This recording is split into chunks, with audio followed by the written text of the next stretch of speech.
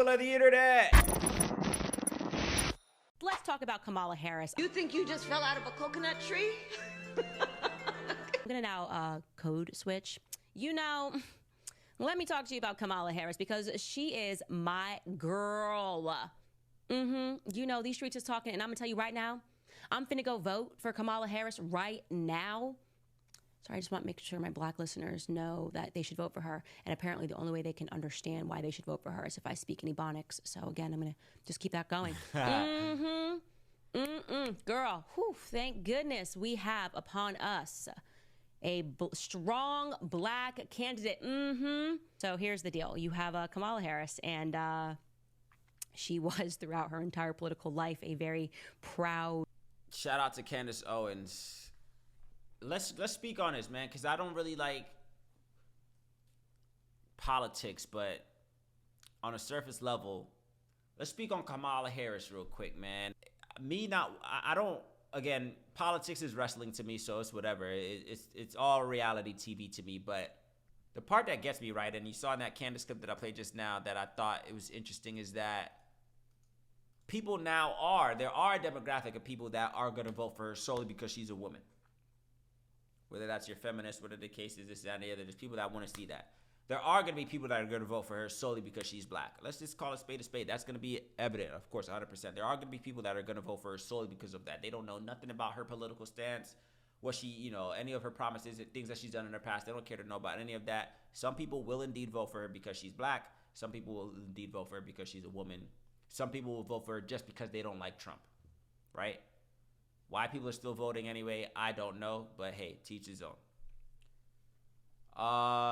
That's just my stance, of course. But the thing that kind of gets me, which I just think it kind of shows, when I said in another video as well too, that America just plays a lie. It's like I can't take this country seriously.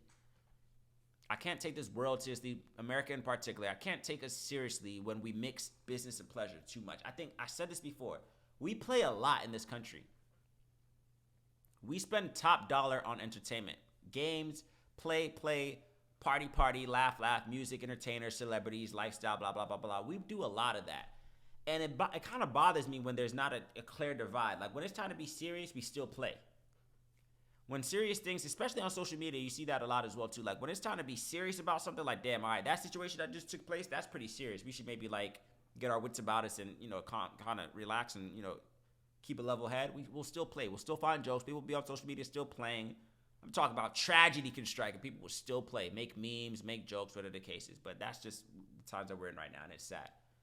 The thing that gets me about Kamala Harris, right, and this whole campaign right now is because, okay, cool. But Trump was trying to do the same thing when you hear winning the black vote, right? So Trump, of course, we were saying people are going to vote for Trump because he's been shot. He's a convicted felon. And for some reason, people think that that's what resonates for sure with the black people, because all of us are criminals and all of us are convicted felons, right? So, of course, now that a president has those two check marks under his belt, we're surely going to vote for him because that's what we appeal to, right? That's the narrative, of course, that they're trying to pitch. So people are saying, of course, that Trump had his own ways of how trying to win the black vote. And Kamala Harris, of course, is basically trying to do the same thing. She was out here in Atlanta, had a rally, some sort, and the people that she chose to run alongside her at this campaign were interesting to me. Now, again, I'm going to play both sides because Trump kind of did the same thing. And whatever the event was, the RNC event, whatever the case is, where he had Hulk Hogan screaming and yelling, Amber Rose. So I'm not saying that one party is doing it and not one party's doing it. I'm saying both parties are engaging in acts that are comedic to me, and I just don't know if we could take it seriously. Let me show y'all what I'm talking about. Let's play a little bit of that real quick.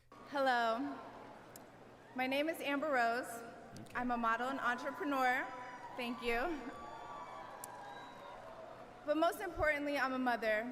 My whole world revolves around providing for my children, keeping them safe, and giving them an opportunity for a better life. That's something that unites all American parents. Whether we're Republicans, Democrats, conservatives, or liberals, we all want a better country for our children. Okay, I'm gonna pause there. I'm not gonna play the whole thing, of course. I'm just trying to make a point here, whatever the case is. So here you have Amber Rose, of course. As you heard it, she's a model, entrepreneur, whatever the case is. If you know her, you know she is dated and been involved with the likes of Kanye West, Wiz Khalifa. She's an industry model, IG model, whatever the case is. She was an industry model well before. She was an IG baddie before Instagram was even a thing. Amber Rose, attractive woman, of course, as you see there. Was at a speech, of course, delegating for Donald Trump. Of course, this was RNC, whatever the case is. What is this? The Republican National Convention in 2024. She spoke highly of Donald Trump, whatever the case is. So she's an industry person, so social media industry model, whatever the case is. Running alongside, speaking to her. I would say this as though she was very well spoken in this video as well, too. I'll definitely mention that. At this speech, the clips that I did see about it, she was definitely well spoken, spoke highly of Donald Trump, whatever the case is. Cool. And this is I'm just trying to drive home my point of just like, I can't take this world seriously or politics seriously, America seriously. Hulk Hogan. Here in America, the land of entertainment and playing. You know something? When I came here tonight, there was so much energy in this room. There you see Donald Trump. I felt maybe I was in Madison Square Garden getting ready to win another world title. Or maybe I thought this is a wrestler. The vibe was so intense. The energy was so crazy. Is he not performing right now? Press that no-good, stinky giant over my head and slam him through the mat, brother. But what I found out was I was in a room full of real Americans, brother. I said, let Trumpomania run wild, brother. Let Trumpomania rule again. Let Trumpomania make America great again. So you see where I'm kind of going with this? Can we take this seriously? Let me see something. Now, this is just me speaking, right? I'm going to get to something as well, too. I'm trying to show both sides. So, of course, all right, so that's Donald Trump. So we had the likes of Amber Rose and Hulk Hogan, of course, entertainment people, right? In the entertainment industry, of course, whatever the case is. These are people that are used to the lights, the cameras, you know, the action, the performances, whatever the case is, especially Hulk Hogan.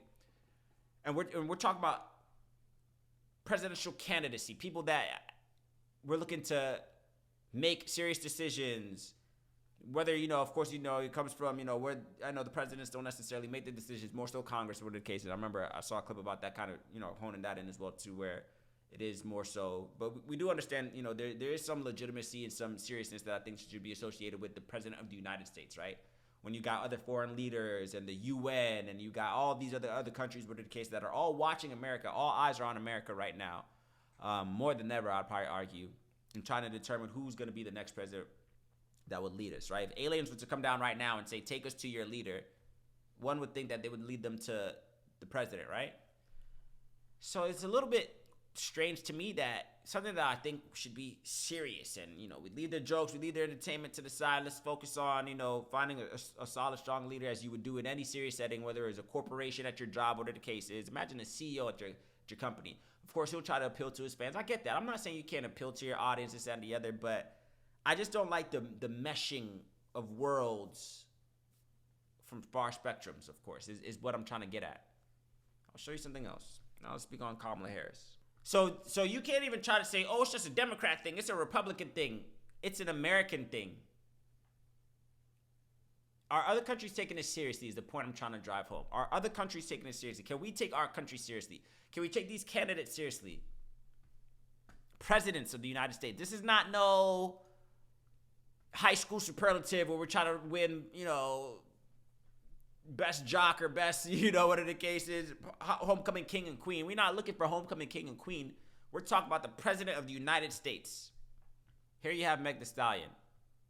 As I mentioned, of course, Kamala Harris was out here delegating in Atlanta, trying to win votes, whatever the case is.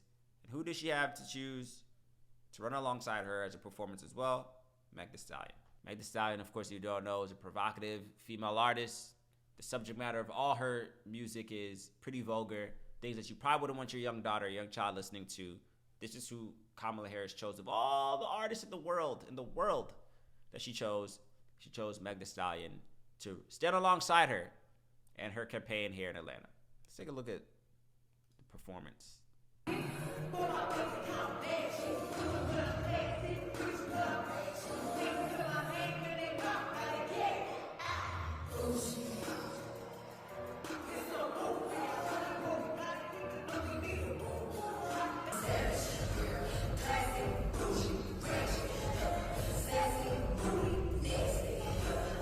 This is who Kamala Harris chose of all the artists in the world. This is who she chose to run alongside her at her campaign here in Atlanta, Georgia. Meg Thee Stallion, who just recited, I'm a, whatever the words are, classy, bougie, ratchet. While she twerked on stage. I don't have a problem with Meg Thee Stallion. Meg Thee Stallion, do your thing, get your bag, however you want to do it. I'm just trying to understand, again, the correlation between things that I think should be taken seriously and entertainment is what I'm trying to get at. Can you be, all right, let me ask you this. If I'm Kim Jong-il right now, Kim Jong-un, I'm at home right now. Mind you, I even thought about him the other day. Now, mind you, I'm aware that he too likes American culture. He's a huge fan of Dennis Rodman. If you know Dennis Rodman, he's an eccentric, old school basketball player that used to run with Michael Jordan and the Chicago Bulls.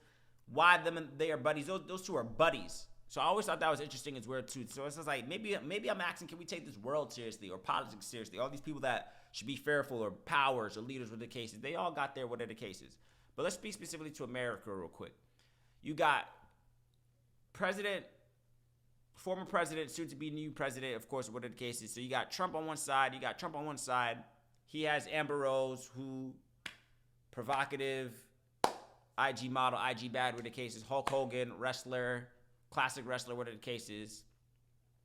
Got Kamala Harris with Meg Thee Stallion, and she had also Quavo of the Migos. Again, most of you probably familiar with these people. Some of you may or may not be familiar with these people.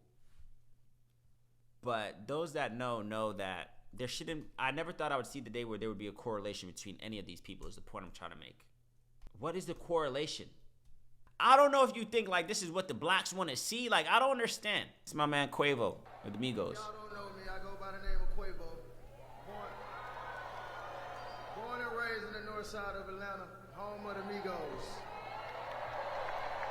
So one thing I learned about working with Vice President Harris is she always stand on business.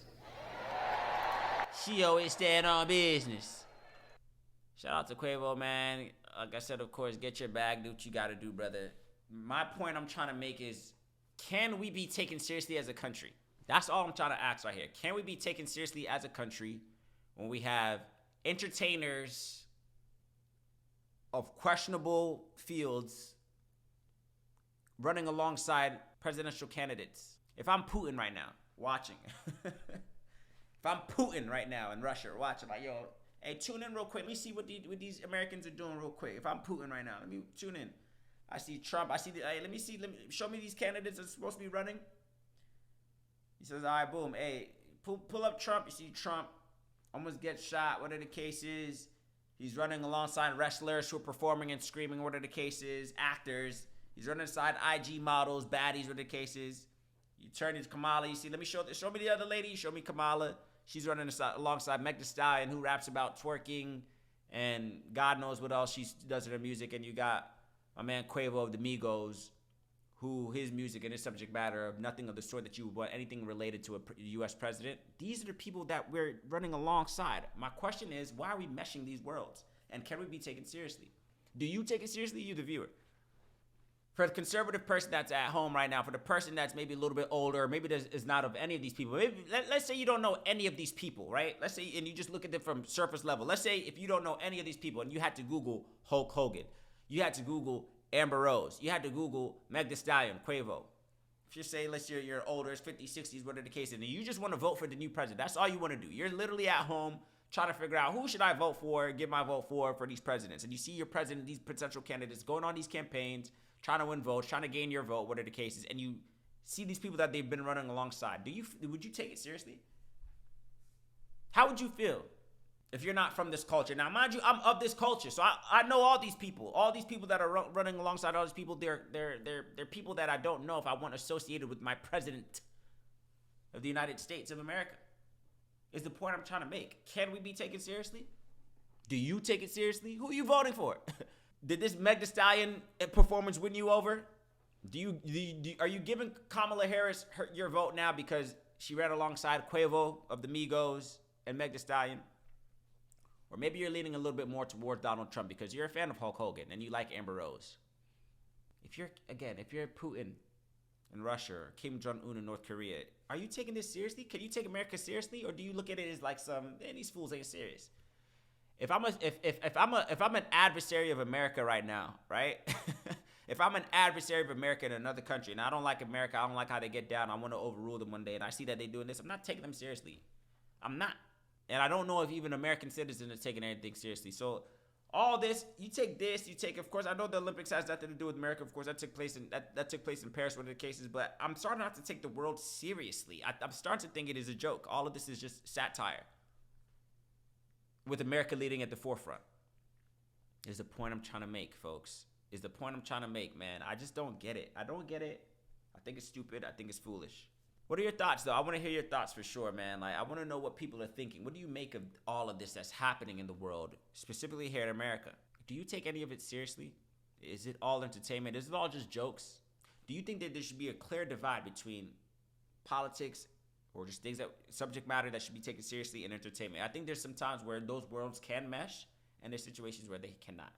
And I don't know if this is one of them. I've been really just trying to sit back and just kind of observing and taking this world for what it is, man. And I'm really just disassociating myself from just like this game, this world. Like, it's not real. You shouldn't be getting too worked up about certain things, man, because again, like I said in the other video, in this other clip, like it's maybe by design. It's maybe by design. Keep a level head in the midst of chaos. Keep a level head in the midst of all these things that are going to be transparent, because there'll be more things coming, folks. This is just the beginning. This is just the beginning. This is just the beginning. There's going to be more buffoonery ahead of us. And then there's going to be a time where the buffoonery is going to be, it's going to be too late to find a resolve at the end of it. We're walking on eggshells, folks. We're entering territory where you're going to wish we took some certain things seriously, and we're not taking enough things seriously right now. We're not. I have no dog in this fight, as they say, man. I really don't care, honestly. And some people will say, oh, well, you're part of the problem then, man. You're part of the problem, man, because you're not voting, man. So when you don't vote, you still believe that? You still buy that narrative? Your vote matters, man. You're part of the problem because you're not voting. I'm not participating in this bullshit. It makes me part of the circus. What's wrong with y'all, bro? Start taking things for what it is, man. This country's showing you that it's not serious. America's not serious. We're about games and entertainment and laughs and clicks and views. It's not serious. If I get emotionally attached to it, if I get emotionally invested to this, then I'm part of the circus as well too. That's what I'm trying to say. I don't want to be a part of the circus, so I'm not participating. That's why I'm not voting. That's why I don't tune in to presidential debates and campaigns and all this extra bullshit, because I don't want to be a part of the circus. It's a joke. You should have been. You have too many examples right now of why this country's not being taken seriously. I've given you too many. If you just watch, if you just scroll through your social media, read these headlines nowadays, you can't take this country seriously anymore, man. You can't. And the people within it, the people that are in power, these entertainers, these whatever, it's jokes. We all joke time right now. Time's going to come where it's not going to be a joke.